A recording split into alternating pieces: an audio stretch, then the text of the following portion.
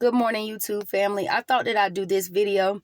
There's an exception for everything that I'm saying, so don't apply this like 100%. But if it pertains to you, then it does. And if it doesn't, just move on. Go to the next doorstep. So I'm doing this video because it was a point in time where I was in a neighborhood.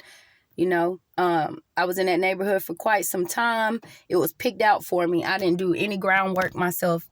So over time, somebody ended up doing something to me, and I'll let y'all know what that thing is. They burned my house down. For PTSD purposes, I should not have moved back out there. It was a reminder of where I had been from. Sometimes you can get out of a situation and go back to the situation and start off where you left off at, and it's good for you, but it has not been shown and proven to be, in my case, to be that way.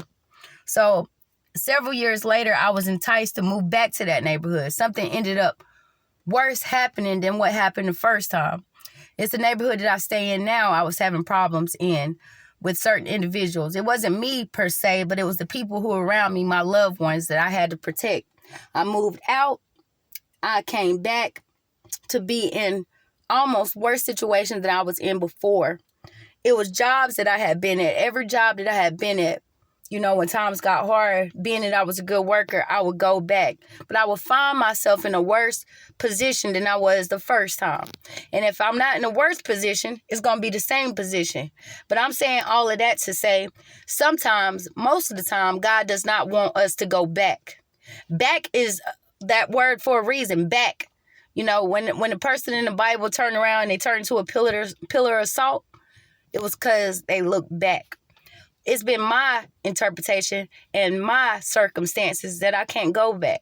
Once God blessed me to get out of a situation, I want to keep moving. I want to keep soaring. I want to keep going through life how he needs me to. I don't need to go back. Sometimes backtracking is from the devil, especially when you know that where you were at before, what God brought you out of. It was very foolish for me to get in these situations, but all things work together for good for those who love Christ. And I just want to tell my people, once God blesses you to get out of a bad situation, don't go back, because it gets worse every time. Take what you need to learn out of that situation. Keep growing, keep soaring, and do what you got to do in Christ. Don't go back. Talk to you later.